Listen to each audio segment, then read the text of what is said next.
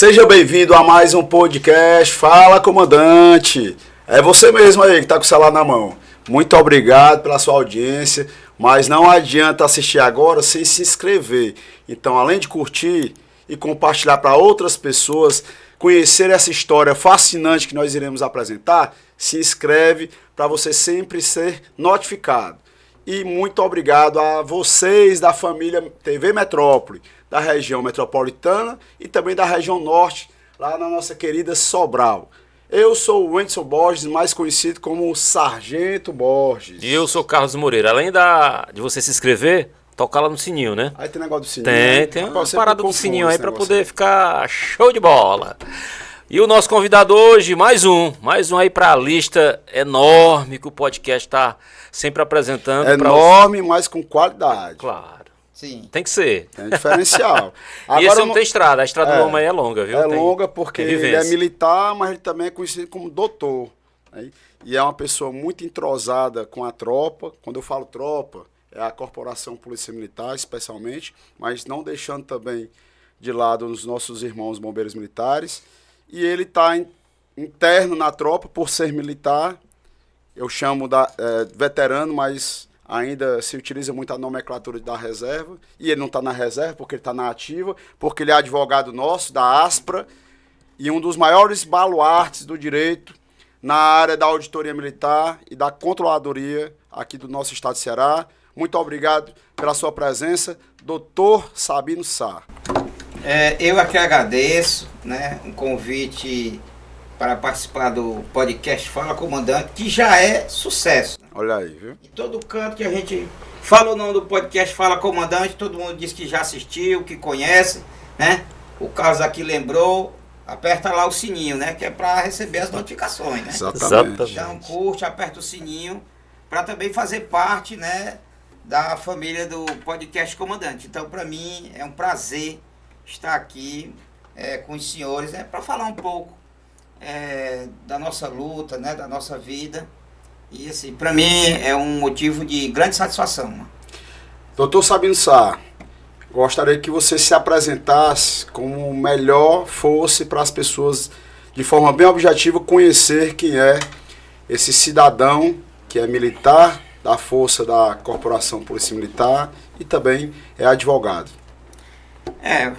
Eu sou Francisco José Sabino Sá, sou natural de Quixadá, né, terra natal. Agora eu estou sabendo, você é lá da terra da galinha. Vim para Fortaleza muito cedo, aos 7 anos de idade, né? E aqui, o primeiro bairro que eu morei aqui em Fortaleza foi no Jardim Iracema. Depois do Jardim Iracema a gente se mudou para o bairro da Vila Manuel Sátio, né? Morei na Vila Manuel Sátio, morei no Parque São José, né? Os telespectadores aí que moram naquela região, né? Depois passei a morar na Vila Peri, né? Trabalhei muito cedo, Borges, desde os 10 anos de idade eu já trabalhava, né? Aqui, quando eu morei no Parque São José, aos 10 anos de idade eu já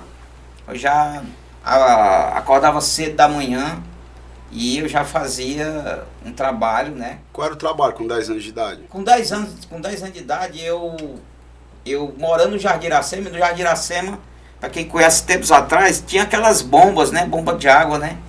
E eu enchia, né? Eu ia lá naquelas bombas de água, naquelas bombas manuais, né?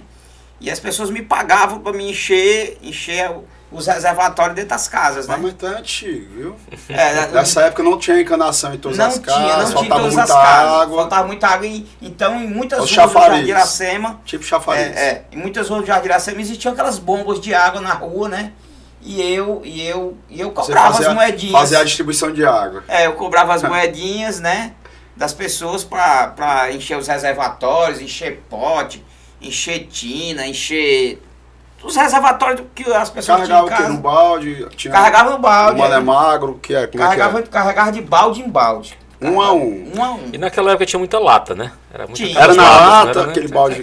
Tinha. Nem todo mundo tinha condição de comprar balde, aí era lata. Tinha, né? E esse foi o primeiro trabalho que eu tive logo aos 10 anos de idade, né?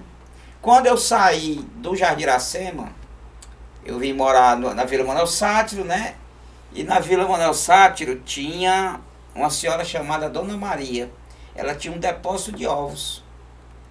E aí eu comecei a vender ovos de porta em porta. Com quantos anos já? Aí eu já tinha meus 12 a 13 anos.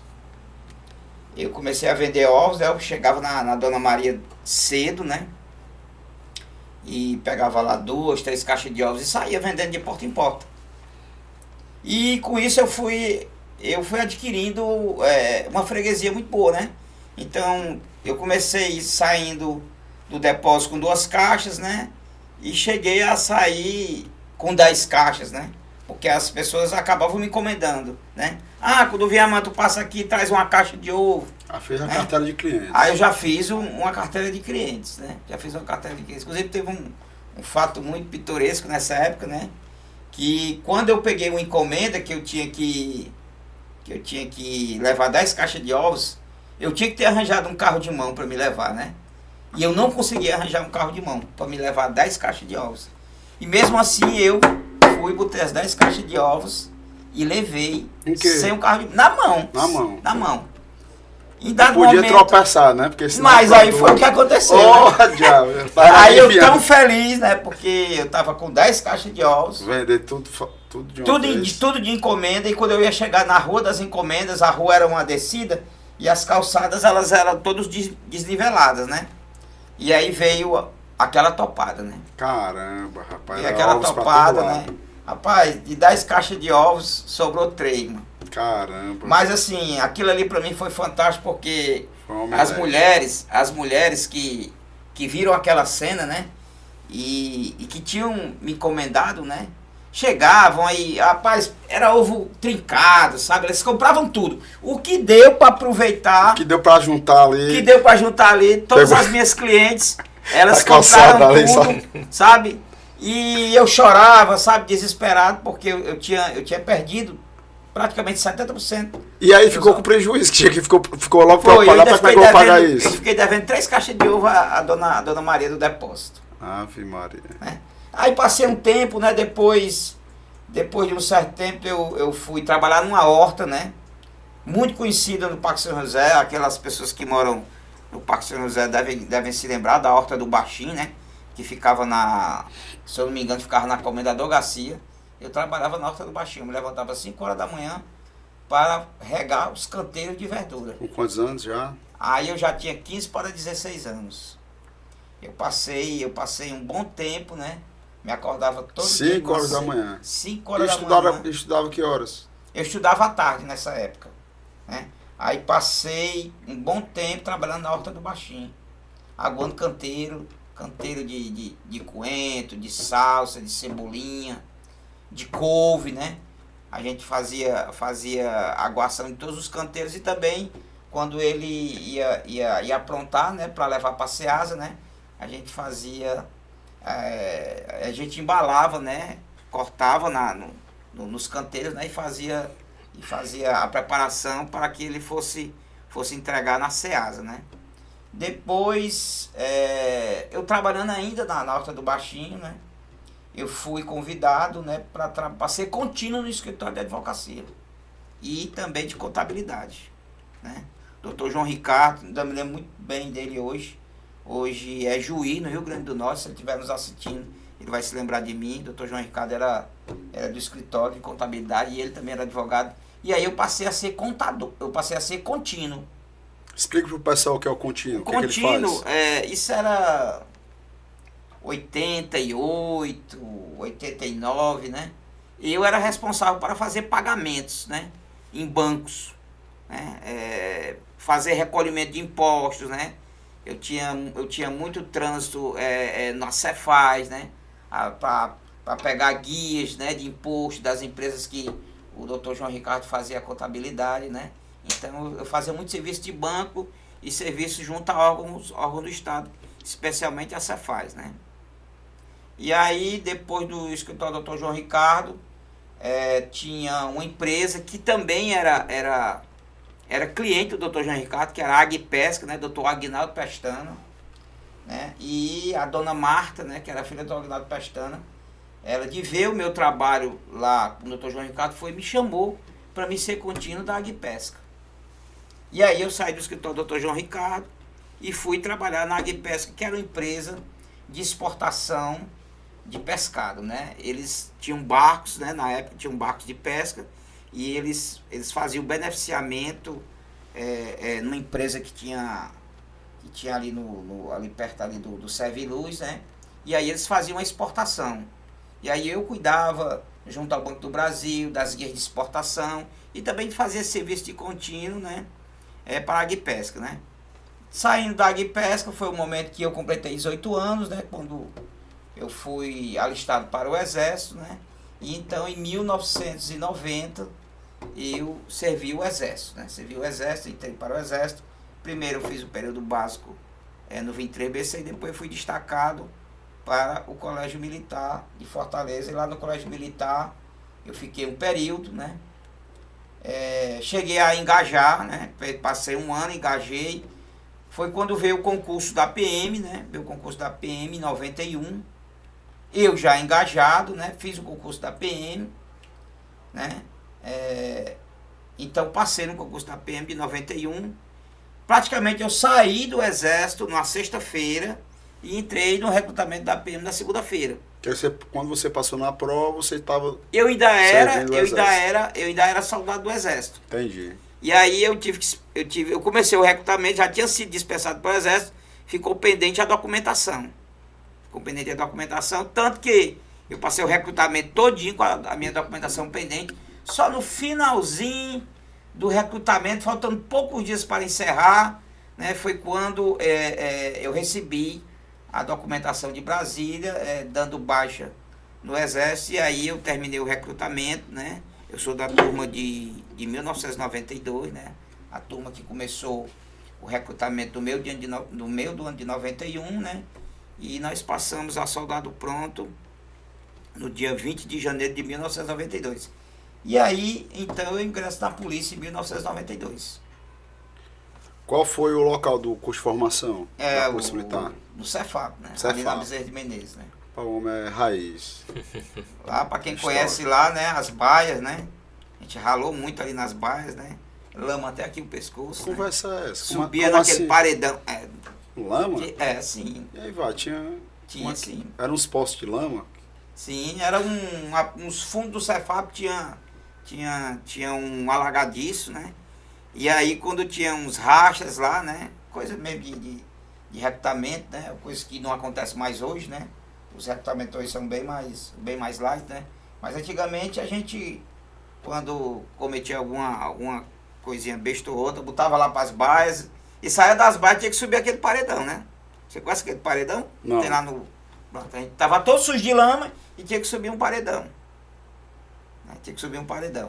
Né? Então assim, foram 6 meses de recrutamento muito pesado, porque naquela época a turma de 14 mil, todo mundo sabe dessa história, né? A turma de 14 mil foi um dos recrutamentos mais puxados, porque naquela época o comando entendia que a turma dos 13 mil era uma turma de muito policial chamada enxador, né?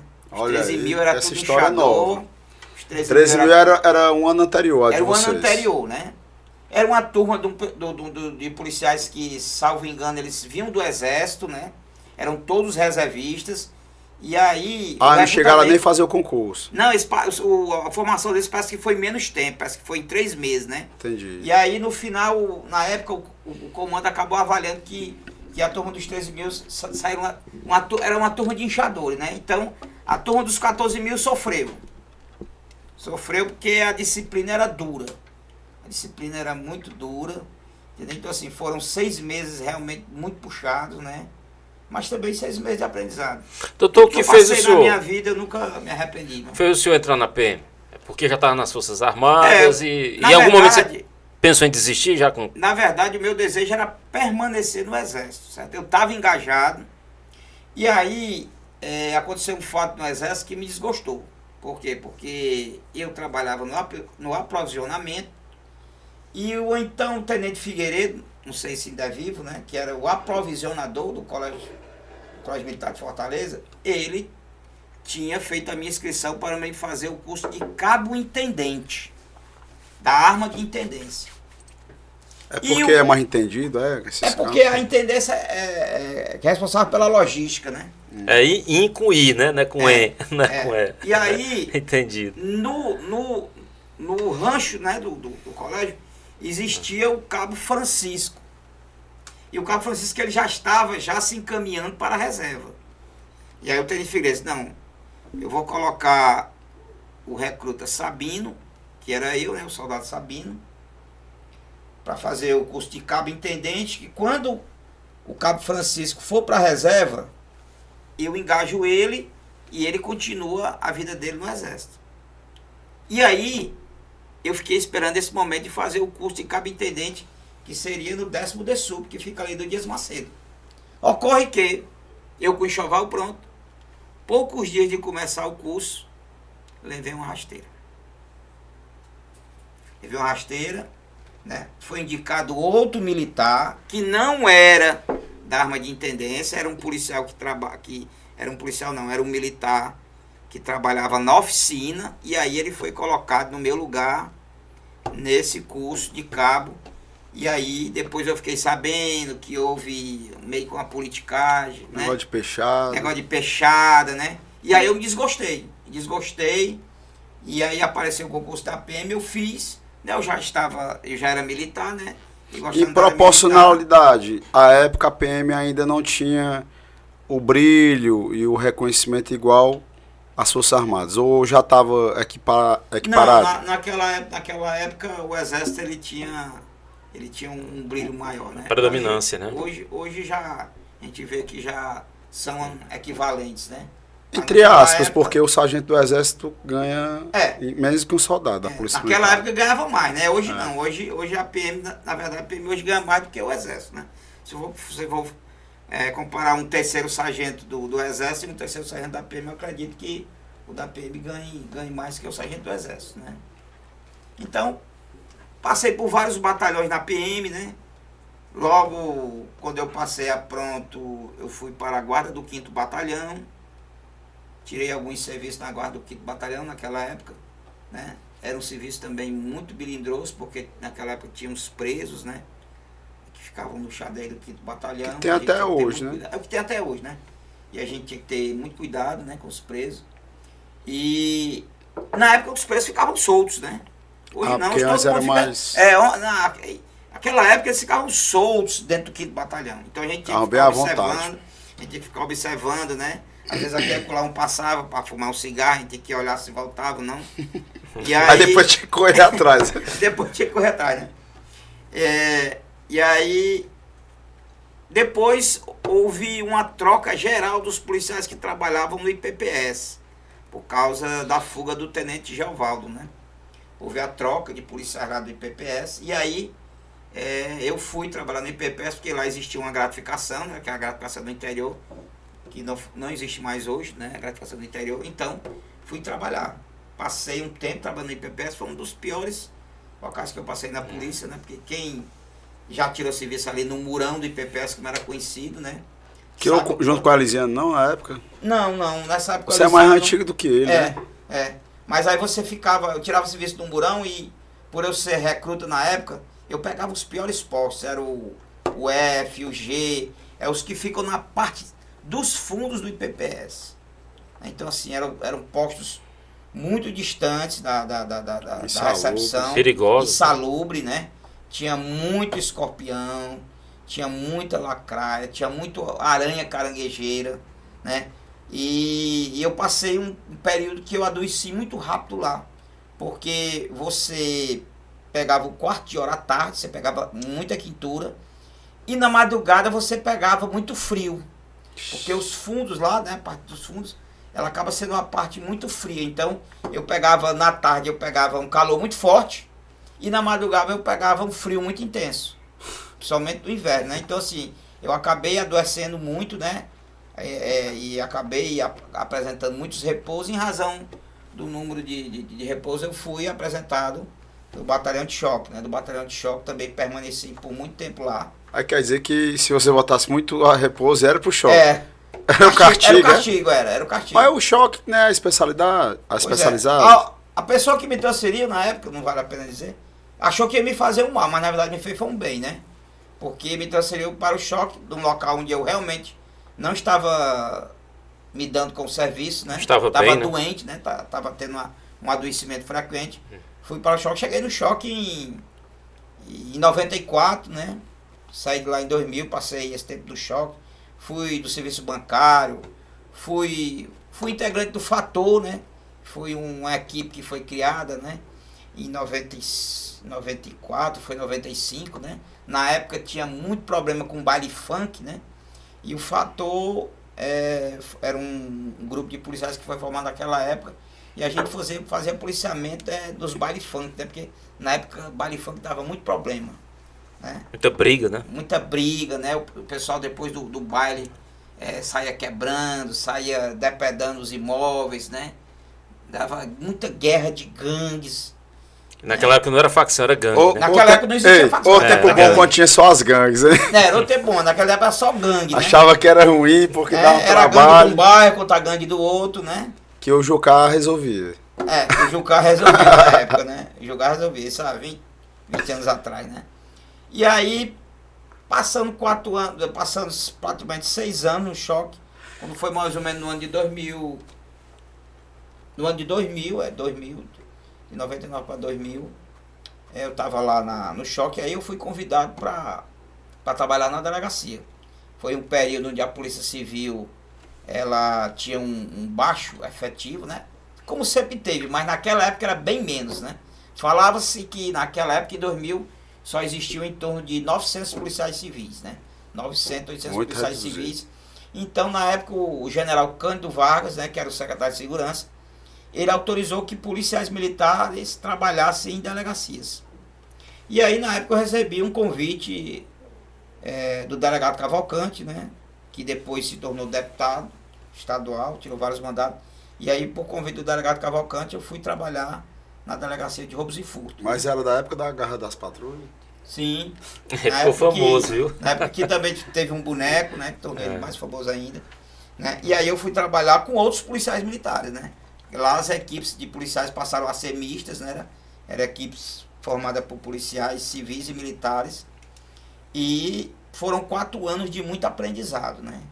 Porque eu estava envolvido no meio policial, onde a gente participava de investigações, né? Participava de investigações, combate a quadrilhas, né? Naquela época existia o roubo a banco, era muito pesado naquela época, né? Tinha a questão do sequestro do gerente de banco, né? Naquela época nós enfrentamos uma onda muito grande de sequestro de gerente de banco. E foi feito um trabalho muito profícuo, né? Tanto que o delegado Cavalcante ganhou notoriedade em razão do trabalho que foi feito, né? O reconhecimento do trabalho que foi feito.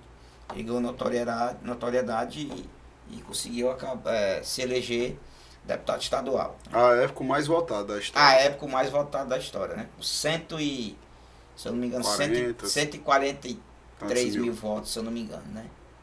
E aí, em razão da eleição dele, ele saiu da delegacia e aí me convidou para que eu trabalhasse na Assembleia Legislativa, né? Aí eu fui lotado da Assembleia Legislativa e prestava serviço no gabinete do delegado Cavalcante, né? Passei também um período bom trabalhando lá, né? Foi quando eu comecei a vivenciar mais a questão dos direitos dos policiais militares, né?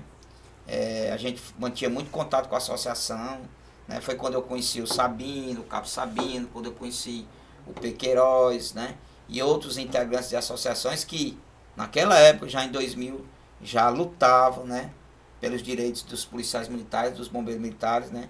Em 2003, na Comissão de Defesa Social, a gente trabalhou forte, né? Eu digo a gente, né? O delegado Cavalcante, né? Com auxílio das associações, né? Para a aprovação deste Código Disciplinar que tem vigência até hoje, né?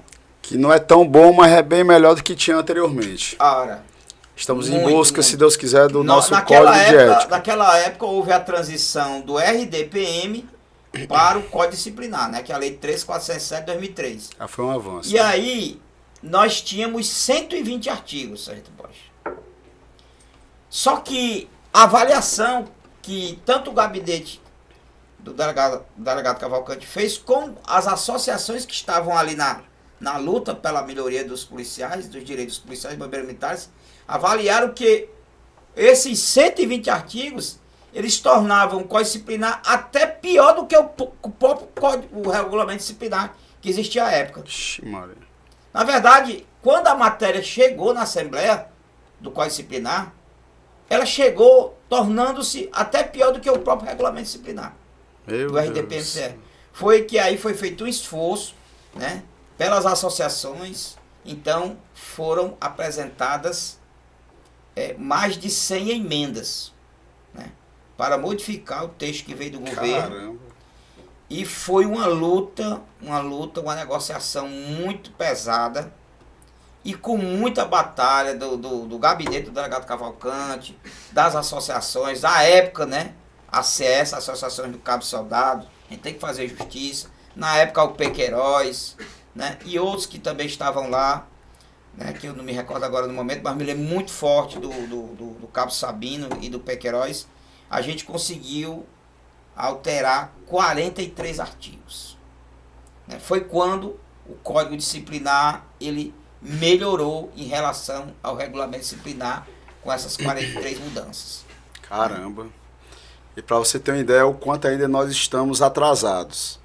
O Código Disciplinar é de 2006. 2003. 2003. Perdão, 2006 é o nosso estatuto. Estatuto. 2003. E em Minas Gerais, em 2001 ou foi 2002, foi votado o Código de Ética, em que possui apenas 1/3 das transgressões que nós possuímos atualmente no estado de Ceará. Naquela época já tinha sido extinto a prisão disciplinar, mais de 23 anos atrás. E ainda permanece em lei, obviamente que vai ter que ser regulamentado, e é a nossa busca agora, junto aos dois comandos, inclusive foi encaminhado um ofício da ASPRA para que nós pudéssemos participar da comissão, porque Sim. Foi criada uma comissão na Polícia Militar e outra no Bombeiro Militar. Para ser feito justiça, eu parabenizo o Corpo de Bombeiros, porque incluiu praças. Já a comissão da Polícia Militar é feita apenas de oficiais, mas eu acredito que vai haver a sensibilidade por parte do comandante-geral, da Corporação Polícia Militar, em ter integrantes também da base, para que a gente possa ter um debate saudável, entendendo Sim. que essa regulamentação da lei orgânica, ela é favorável do soldado ao coronel e para toda a população cearense. Sim. Porque quando você tem uma polícia militar e um corpo de bombeiros mais bem organizado e que tenha os seus valores estabelecidos e o norte relacionados também à própria valorização desses heróis, acaba todo mundo ganhando, ninguém perde. Então eu acredito que nós vamos buscar essa participação e vamos fazer com que se faça uma melhor justiça Sim. relacionada a essa regulamentação, que um dos pontos-chave é tanto a mudança do nosso estatuto quanto do Código Disciplinar, que é muito arcaico. Nós precisamos urgente do Código de Ética, né? Do Código de Ética, e principalmente que nesse Código de Ética seja pontuado bem forte o combate ao assédio moral. Ao assédio moral, com certeza. Hoje é um dos pontos importantes que nós temos que ter no Código de Ética, não só da Polícia Militar do Estado de Ceará, mas de todo o Brasil. O Código de Ética tem que ter uma pegada forte para combater o assédio moral. E o equilíbrio entre os dois quadros de oficiais e praças, porque no Código de Ética de Minas Gerais, que particularmente por mim pegava só fazer o Ctrl+C, Ctrl+V e jogava para cá, não existe essa separação de Código Disciplinar e Código de Justificação. Não. Tem Conselho de Disciplinar e um Conselho de Justificação. Não. É um conselho só, que obviamente sempre vai ter um superior sendo oficial, o presidente, mas não tem essa separação. É um apenas. Se é um tenente-coronel, vai ter um presidente-coronel e os outros serão oficiais, mas cria-se uma maior equidade entre os militares, porque não é em razão de ser quadros diferentes, praças e oficiais, que você tem que criar um privilégio para um lado em detrimento do outro. Eu acho que no Estado Democrático de Direito, acho não, tenho certeza, Sim. que em pleno 2024 não é aceitável você ter privilégios, seja para quem for. Pode ser no mais alto escalão, na política ou na justiça, no poder executivo, seja onde for, ou o servidor que esteja mais embaixo. Então, tem que ser feito com que esse servidor, e especialmente agora falando do militar, ele possa desenvolver o seu trabalho com qualidade, com ética, com dedicação, mas que ele também seja respeitado. Sim. E ainda existe muito, não só na Corporação Polícia Militar e Bombeiro Militar, mas em outras também, o assédio moral. Então, essa opressão velada que acontece, ela tem que ser combatida por todos. Por todos. Porque, por todos. Em determinado momento, o opressor poderá ser posteriormente oprimido. Então, assim, neste momento onde eu me encontro na Assembleia Legislativa, vendo ali a mudança do RDPM para o Código Disciplinar, e aí foi quando despertou o meu interesse pela área do direito, especialmente para a defesa dos policiais militares e dos bombeiros militares, porque na década de 90 nós éramos sujeitos ao R-Quero, né? Eu mesmo na Polícia Militar eu fiquei preso esperando solução de parte. Já pensou? Eu já cumpria a minha punição esperando era solução de parte. Não, já está preso a partir de agora. Já está preso a partir de agora.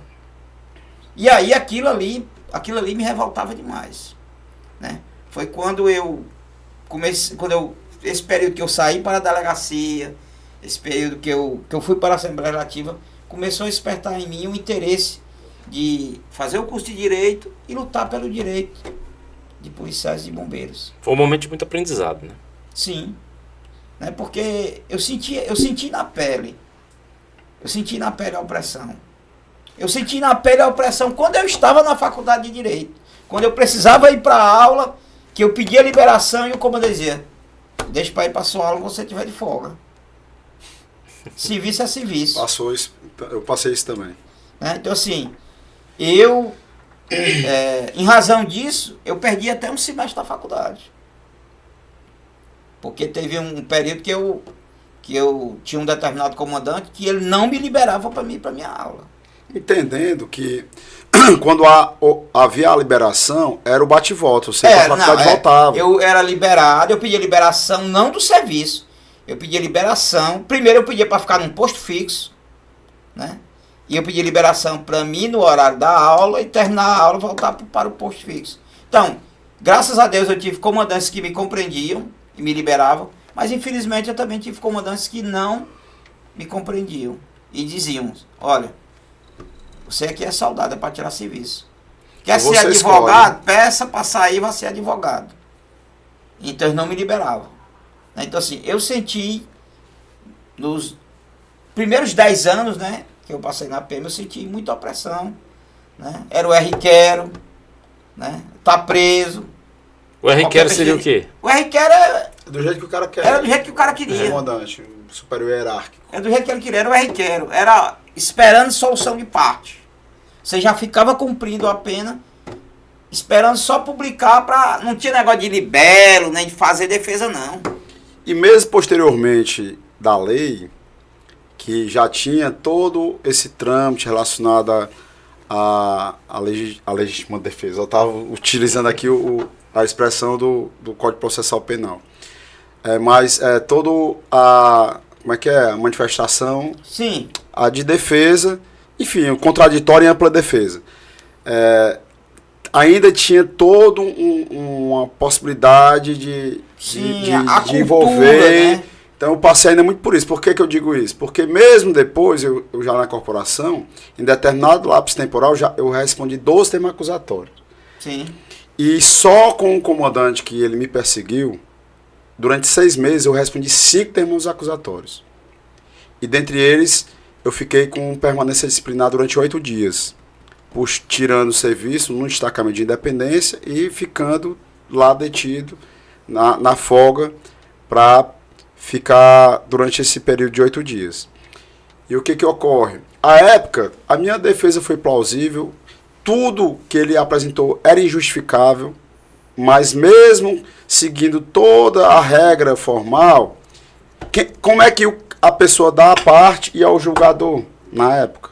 O mesmo coronel que apresentou era o STF nessa época mesmo. Pois pronto. Era a vítima, o julgador e o juiz. Era tudo, pronto. E à época eu consegui anular a punição junto ao comandante-geral adjunto. E depois não tinha advogado da ASPRA à época, na minha região de Crateús, e eu fui atrás do advogado para entrar com o processo contra o coronel.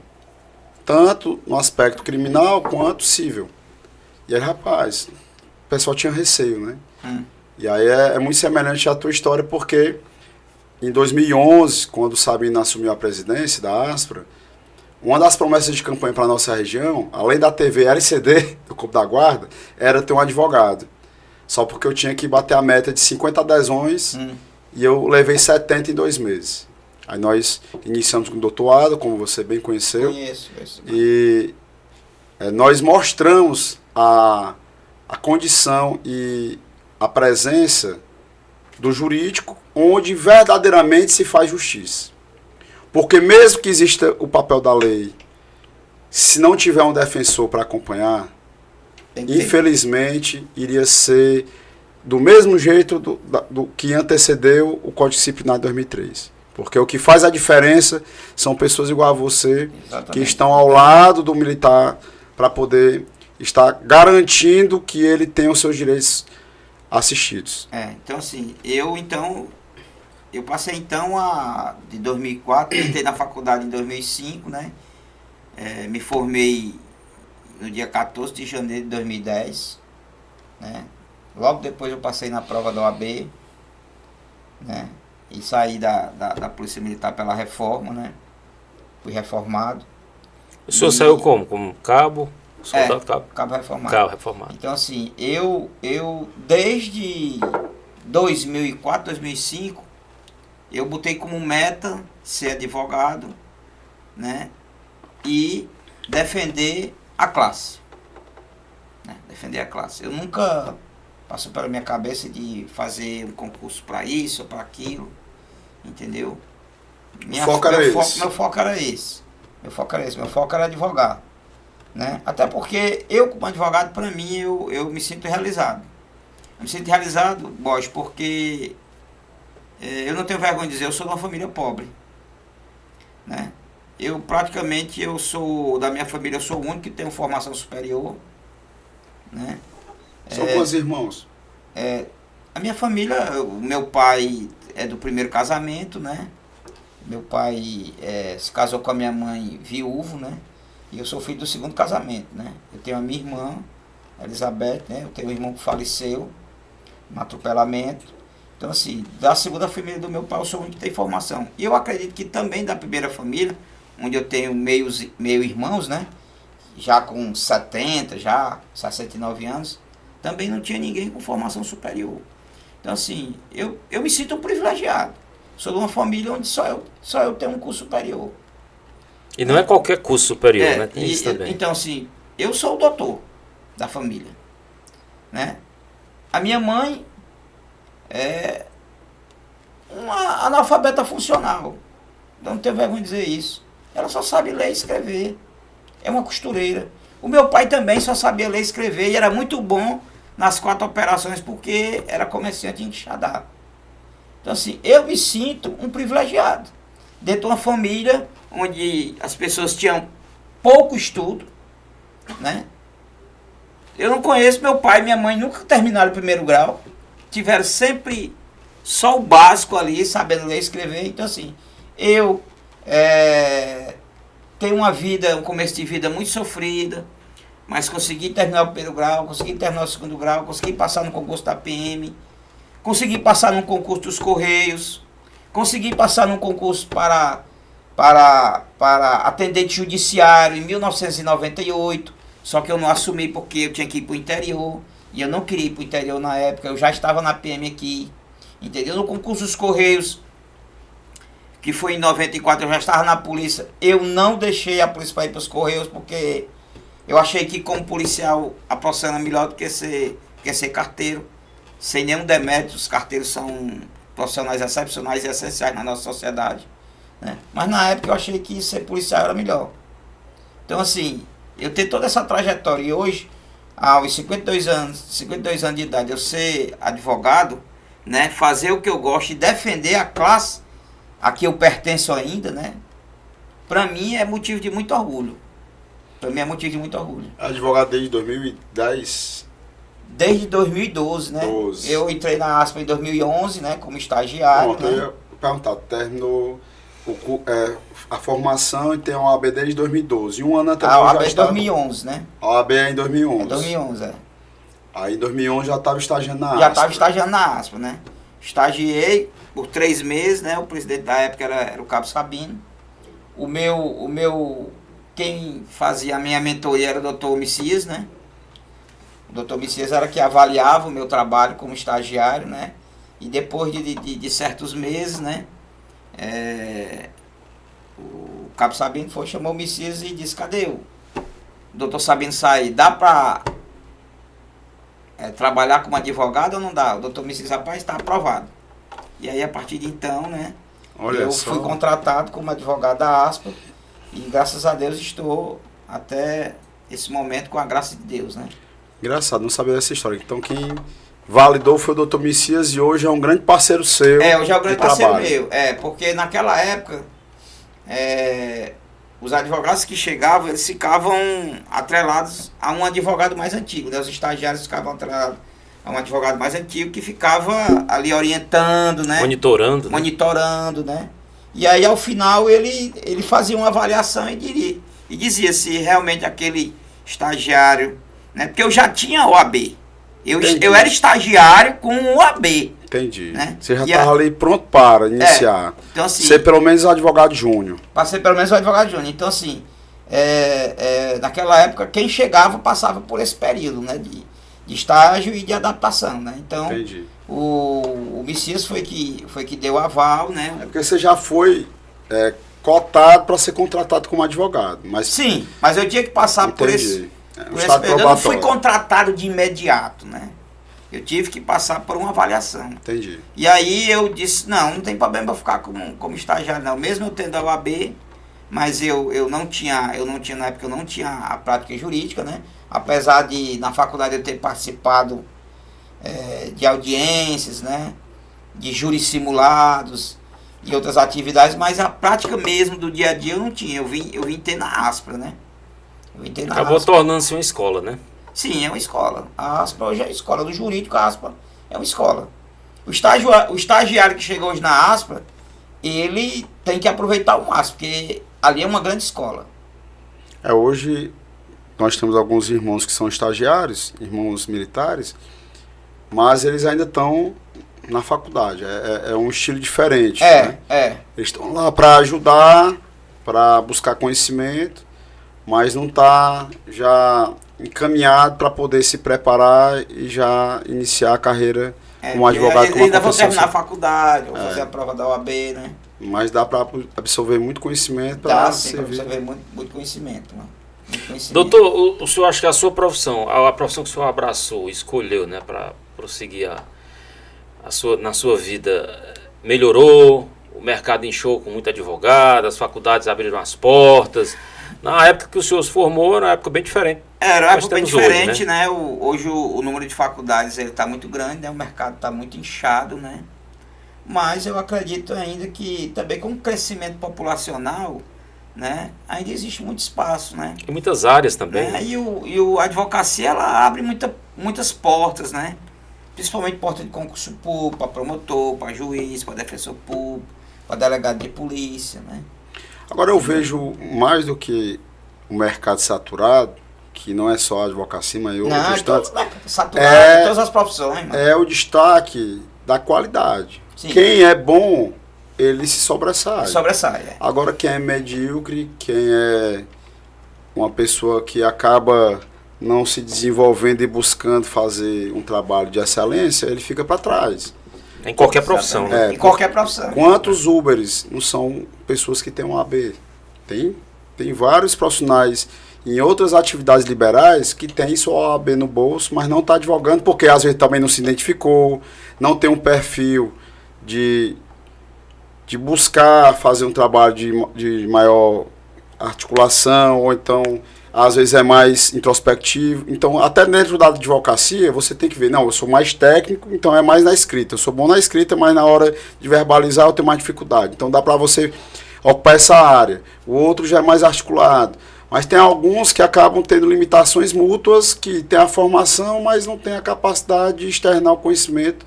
Porque eu percebo que, na maioria das vezes, um advogado, ele é um professor da área do direito. Então, toda a audiência, tudo que ele defende, tudo que ele está ali desenvolvendo, seja na escrita, seja na oratória, ele está dando aula daquela peça, daquela causa, daquela ação.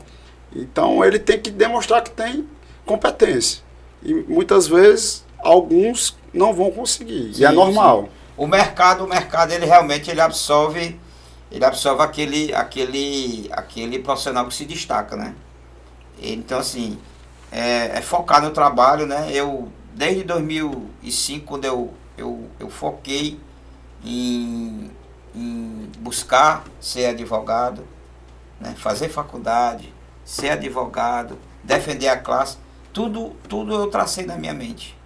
Tudo eu tracei com objetivo, né? Serve até de lição para quem está nos vendo agora, nos ouvindo, que quando você traça metas e você se dedica, né, você alcança. Mas requer dedicação. Porque naquela época não era brincadeira não, viu? Você passar 24 horas de serviço dentro de uma viatura, que nem eu passava. Sem ar-condicionado. Né? Sem ar-condicionado. Em outra época, sem muito menos estrutura que tem hoje. E aí eu tinha que estar no outro dia na sala de aula, né? Finais de semana. Quantos e quantos finais de semana eu perdi, né?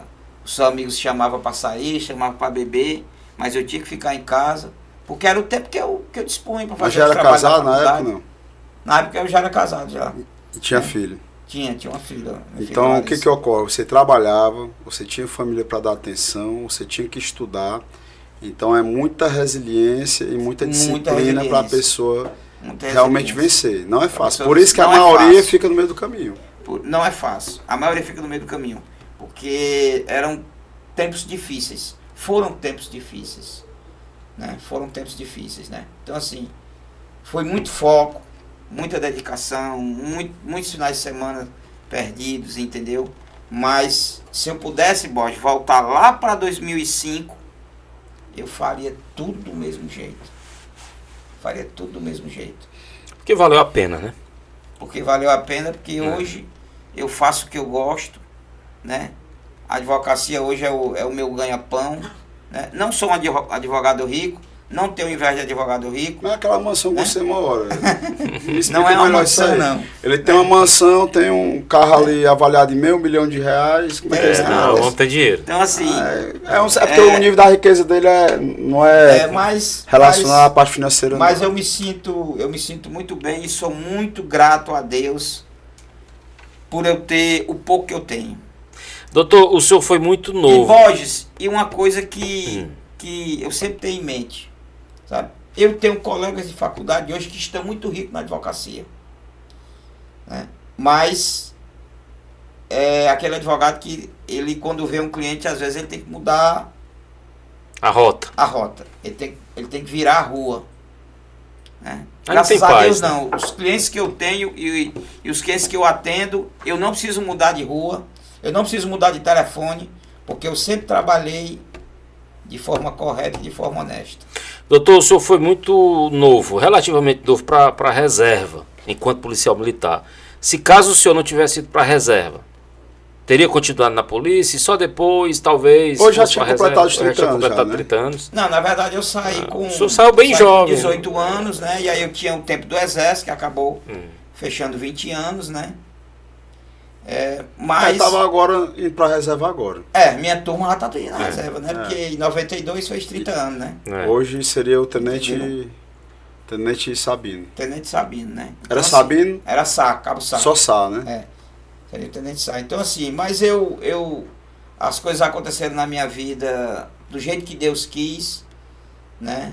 E se eu não consegui chegar até o fim da carreira, foi porque ele tinha outro plano na minha vida. Né? Tinha um propósito, né? Tinha um propósito na minha vida. Inclusive, meu finado pai, antes de falecer, né? Ele faleceu em 98, a coisa que ele mais perguntava quando ele me via era se eu já era sargento. Você já é sargento? Porque os nossos pais, né? Lá atrás, em 1960, o sargento era uma autoridade. Era uma autoridade. Né? Um sargento no interior... Era o delegado da cidade. Era o delegado. Né? Antigamente, no interior, tinha 3 autoridades. Era o gerente do banco, o sargento e o padre. Né? Então, assim, meu pai dizia, você já é sargento, você já é sargento. Mas eu não cheguei a ser sargento. Hoje é a metade da corporação, quase é sargento. É sargento, né? Eu não cheguei a ser sargento, só fui até cabo. Mas eu tenho certeza que onde o meu pai está, ele está no bom lugar. E com certeza eu estou honrando o que ele me deixou como educação. Porque era um pai duro, sabe? Era um pai duro, mas ele era duro cobrando de mim ser um cidadão correto. Uma pessoa de bem. Uma pessoa de bem, uma pessoa respeitadora. E Sabino, eu ouvindo um vídeo esses dias, falou que você só cobra, você só pressiona quem você admira e quer que ela tenha sucesso, que ela cresça. Ninguém vai cobrar, ninguém vai pressionar uma pessoa que não vai desenvolver nada a favor dela própria. Exato. Então eu falo isso porque nós temos por obrigação fazer dessa forma com os nossos filhos, Sim. com as pessoas da empresa que você trabalha. Então eu falo isso também em minha defesa, né? Lá na Áspera, porque... Você cobra, né? Que nós, todo mundo se dedica. E eu acredito que eu sou exemplo porque eu também me dedico ao nível de, muitas vezes, a minha esposa me taxar, dizer que eu só quero saber da Áspera. Então, de domingo a domingo a gente está trabalhando, mas, ao mesmo tempo, a gente está ali buscando que cada um possa ser o seu melhor, a sua melhor versão, como pessoa, como profissional, porque isso é consequência positiva para ela mesma, seja onde for, seja em qual for a área, não só da Áspera, mas na nossa vida de maneira geral. Agora, o que me chamou muita atenção é o foco relacionado também à advocacia e, como no início do podcast eu comentei, a tropa. Então, existe uma sinergia muito favorável para você continuar até hoje no mesmo foco, porque o foco não foi você simplesmente passar na OAB e começar a advogar.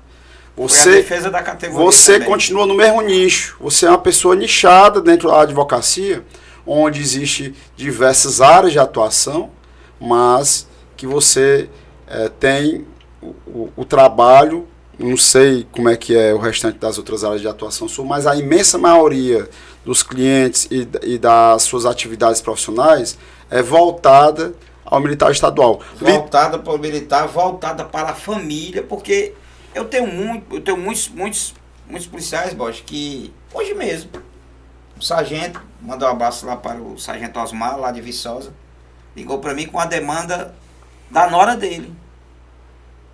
Os policiais reconhecem meu trabalho e aí eles me indicam, né, para a família. Então o meu foco acabou além de alcançar os militares, também os familiares, né, porque como as regras da ASPA, né,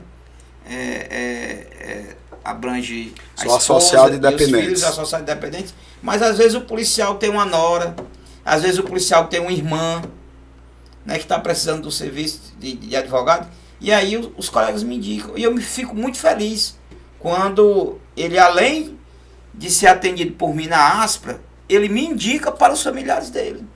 Interessante. Né? Mas isso aí é o reconhecimento do nosso trabalho, da nossa dedicação. Então, meu foco hoje, como você falou, desde 2005, eu foquei na advocacia e na defesa dos militares. E eu continuo ainda com esse mesmo foco. Esse foco ainda não se perdeu com o tempo.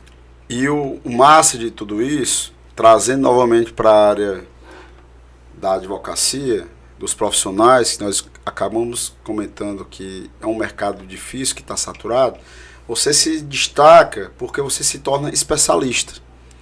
Então, podem ter milhares de advogados, mas advogados que têm a trajetória voltada à atividade para o policial e bombeiro militar e seus dependentes, aí você tem um conhecimento jurídico na área administrativa e na parte jurídica específica para o militar estadual, você se destaca em comparação a toda outra gama de profissionais. Sim. Então, eu trago isso porque onde eu chego, seja onde for, especialmente dentro dos quartéis, eu faço a defesa do nosso jurídico sempre trazendo a informação que nós temos os melhores profissionais da área do direito para o profissional policial e bombeiro militar do estado de Ceará. Borja, eu fico muito triste quando eu vejo, às vezes até associado nosso, que abdica do trabalho do juiz da aspa para um advogado particular, sem qualquer demérito aos advogados particulares. Nós temos aí uma gama de advogados excelentes, mas às vezes o policial, o bombeiro, ele acaba abdicando do advogado que milita na área dia a dia, que tem qualidade para colocar um advogado que não milita, né? E aí que sai caro para ele. E sai caro, né? E aí às vezes eu vejo o policial levar para a auditoria militar um advogado que desconhece o trâmite da auditoria militar.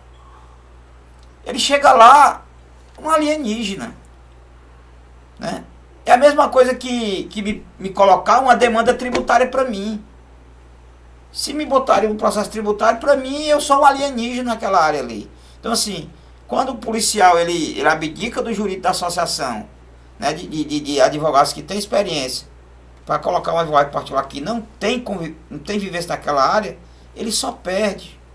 E eu já vi muitos policiais perderem porque contrataram advogados errados, abdicando da aspa. Contrataram os advogados errados para a auditoria militar, contrataram advogados errados para defendê-los na CGD, que também é um órgão que precisa o advogado ter experiência ali, entendeu? A gente já está lá desde 2012, trabalhando ali na CGD. A CGD foi criada em 2011, em 2012 a gente já estava começando a trabalhar lá, entendeu? A gente tem conhecimento na área, a gente tem conhecimento na auditoria militar, tem agora também as várias atuações nossas também no júri, né, que a gente também está ganhando muito destaque no júri e também focando, né, e se especializando cada vez mais no júri.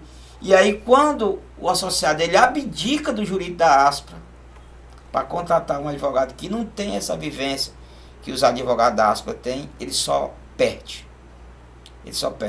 Eu me entristeço muito com isso. Depois, algum deles até me ligam. Doutor, rapaz, o advogado A, o advogado B, cara, não deu certo, macho. Era ruim demais, era assim, era assado. Eu digo, meu amigo, não é que o advogado era ruim, é porque o rapaz não é da área. E olha, só pela mensalidade, se nós fôssemos cobrar você vai ter só o jurídico. E a mensalidade já está barato.